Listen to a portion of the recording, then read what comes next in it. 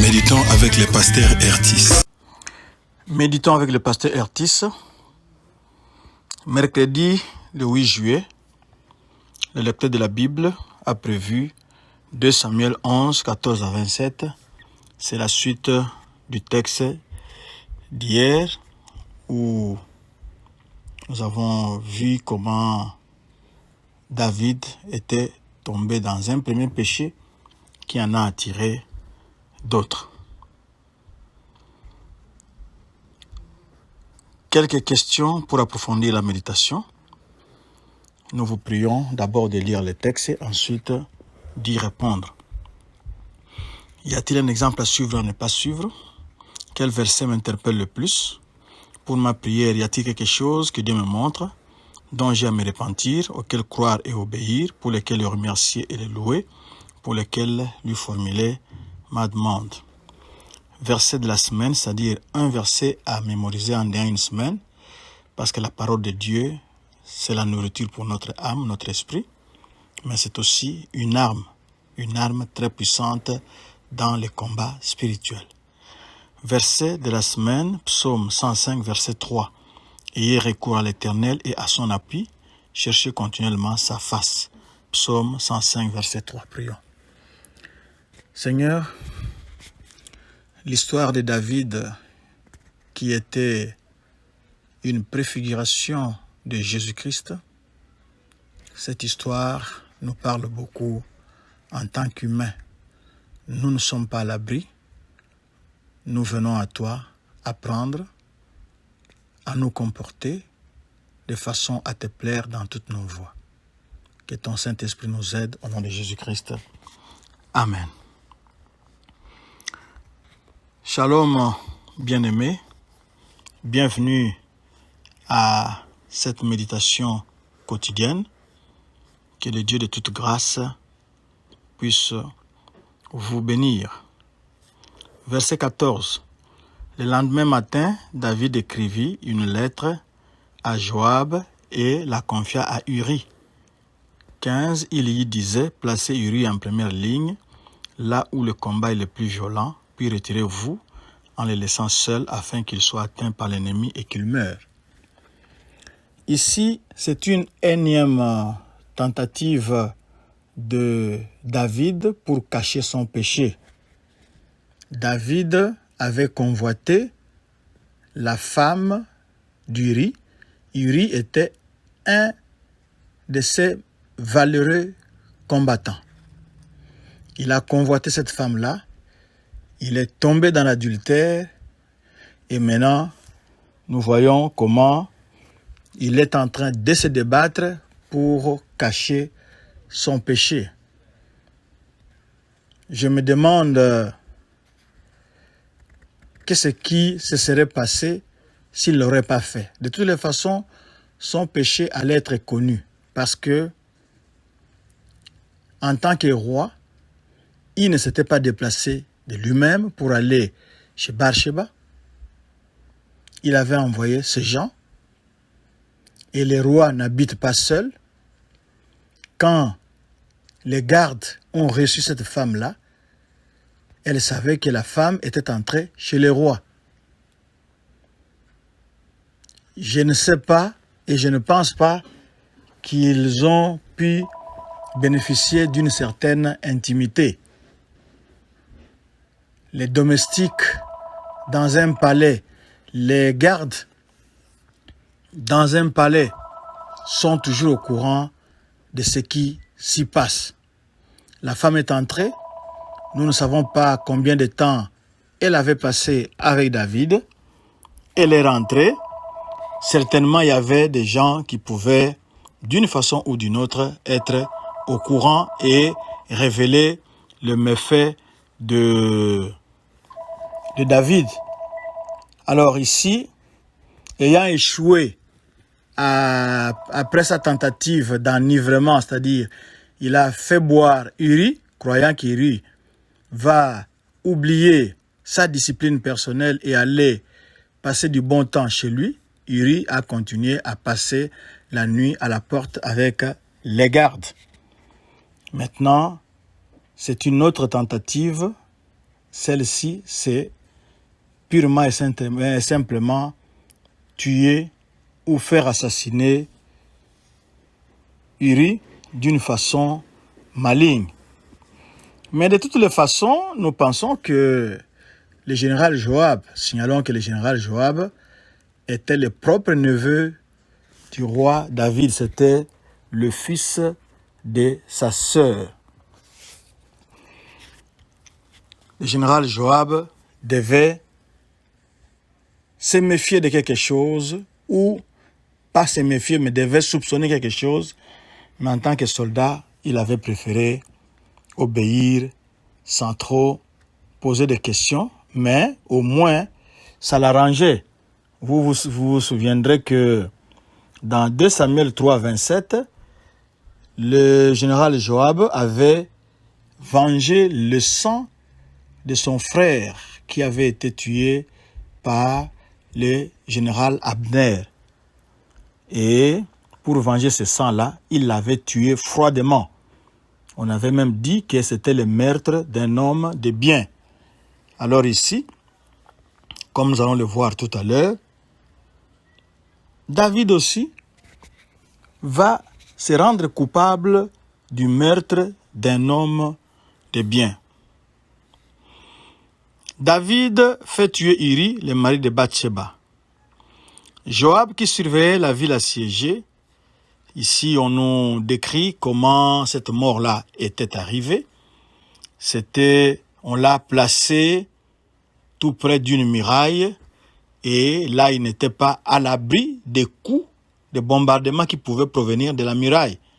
Parce que quand il y a guerre, je vous ai dit que les murailles étaient épaisses, de telle sorte qu'il y avait des chemins de ronde, les gens pouvaient se promener sur la muraille aisément. Et en cas de bataille, il y a des archers, c'est-à-dire ceux qui combattent avec des flèches, qui sont là-bas au-dessus, qui sont en train de lancer des flèches, qui peuvent vous lancer des cailloux, des objets lourds, qui font beaucoup de dégâts. C'est ce qu'on est en train de nous raconter ici, comment Uri était mort. Et au lieu qu'il meure seul, c'était un valeureux soldat, un vaillant soldat. Il n'était pas mort seul, mais il a été tué avec d'autres. C'est ce que les versets 18 et 17 nous dit. Ils tuèrent quelques soldats et officiers de l'armée de David. Uri lui-même fit tuer. 18. Le général Joab envoie les rapports sur le déroulement du combat au roi David, qui s'était un peu fâché.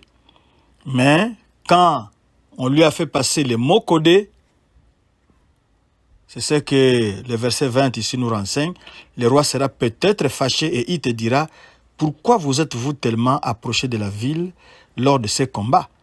Ne savez-vous pas que l'on tire du haut de la muraille? Qui a tué Abimelech, le fils de Jerubal, à Thebs? C'est une femme, elle a lancé sur lui une grosse pierre du haut de la muraille et il est mort. Pourquoi vous êtes-vous tellement approché de la muraille? Si le roi te parle ainsi, tu lui annonceras, l'officier Uri, les Hittites, est mort lui aussi. Le général Joab savait comment apaiser son oncle de roi. Comment apaiser David? C'était en lui annonçant de façon maligne que la tâche qu'on lui avait confiée, celle de tuer Uri, a été bel et bien exécutée. Et c'est ce que le verset 22 nous dit, jusqu'au verset 23 et 24 aussi. Et quand le roi a appris que celui qui le gênait tellement, inconsciemment, Uri était mort, le roi répondit au messager au verset 25, redonne du courage à Joab en lui disant, ne prends pas cette affaire au tragique, dans une guerre, il y a des morts de part et d'autre. Mène fermement l'attaque de la ville et détruis-la. Il encourage son neveu d'une façon aussi maligne pour dire que on ne peut pas faire des omelettes sans casser les œufs. Quand vous êtes à la guerre, vous devez vous attendre à ce qu'il y ait des gens qui meurent. Donc, c'est bon, c'est bon. David est sûr que maintenant, son péché est caché et Le verset 26 nous dit, lorsque Bathsheba apprit que son mari était mort, elle prit le deuil. Mais quand le temps du deuil fut passé, David la fit venir chez lui, il l'épousa et elle lui donna un fils. Le mari de Bathsheba était mort à la guerre. La femme avait pris le deuil et quand le deuil était fini, David, qui avait trouvé que c'était une femme belle, David est parti la prendre parce que il y a déjà une grossesse qui avait précédé. Comme ça, il peut maintenant officiellement prendre cette femme comme une énième épouse. C'est ça ce que David a fait. C'est vraiment regrettable de voir que David a peut-être agi ainsi à cause de son autorité.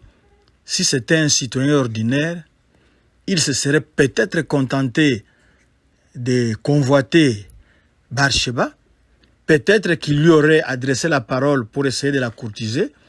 Bathsheba n'aurait pas été obligée peut-être d'accepter parce qu'elle était, si elle est de bonne moralité, parce qu'elle était déjà mariée. Sauf si elle était légère, elle aurait pu accepter les avances de David. Nous voyons comment l'ivresse du pouvoir aveugle même les gens très bien moralement comme David. Quelle est la faute de Bathsheba? Bathsheba est fautive. Bien sûr, vous allez dire, mais non, comment elle pouvait savoir que quand elle se lavait dans sa parcelle, à l'abri des gens qui étaient dans la rue, les gens qui passaient dans la rue ne pouvaient pas la voir, elle n'a pas de faute. Mais non, elle devait aussi être très réservée. Elle devait être très réservée. Voilà quelqu'un qui est monté à l'étage, qui involontairement l'a vu et l'a convoité. C'est pour cela que 1 Timothée 2,9 demande aux sœurs d'avoir une tenue convenable, de s'habiller avec pudeur et modestie. Vous, sœurs en Christ, vous êtes sœurs en Christ. Comment vous habillez-vous? Est-ce que vous n'êtes pas une occasion de chute pour les frères? Est-ce que vous n'êtes pas une occasion de chute pour les hommes que vous rencontrez dans la rue, au boulot, au marché, au champ? Quelle est votre tenue vestimentaire? Vous négligez votre tenue, mais la Bible vous demande de vous habiller convenablement. Donc, elle aussi, d'une certaine façon, elle est fautive d'avoir entraîné le péché involontaire de quelqu'un. On va s'arrêter là. Nous voyons comment David était en train de se débattre dans son péché pour les cacher. Il a fait tout ce qui lui passait tout ce qui lui passait dans la tête et il a réussi à cacher son péché. Prenons garde à nos voies. Pour tomber, il ne faut qu'un instant. Mais pour éviter une chute, nous avons à veiller longuement sur ce qui précède cette chute. Oui, que notre vigilance soit journalière pour ne pas marcher dans un chemin de chagrin et pour être conduit dans la voie éternelle, d'après le psaume 139, verset 24. Dans cette voie, tout est paix pour nos âmes. C'est le chemin de la vie qui aboutit à la jouissance sans nuage de la présence de Dieu. Ta face est un rassasiement de joie. Il y a des plaisirs à ta droite pour toujours. Psaume 16, 11. La communion de David, qui est un fervent chrétien, un fervent croyant, a été brisée à cause de son péché et il en a multiplié d'autres pour cacher la première faute. Faisons donc attention. On va prier. Seigneur, merci pour cet avertissement qui arrive à bon escient. Nous sommes faibles. le grand David, celui qui a écrit des psaumes inspirés, cela lui était arrivé, lui le bois vert. Qu'en serait-il de nous? Aie pitié de nous, nous voulons nous cacher entre tes mains. Ne nous conduis pas dans la tentation, mais délivre-nous du mal. Apprends à nos sœurs à s'habiller convenablement d'une façon qui te plaise, pour qu'elle ne soit pas involontairement une occasion de chute, comme Bathsheba l'a été pour David. Nous t'avons prié par Jésus-Christ. Amen. Notre adresse www.églisedoxadeo.com, Facebook Doxadeo Lushi, Twitter et YouTube Doxadeo Lubumbashi. Shalom, shalom.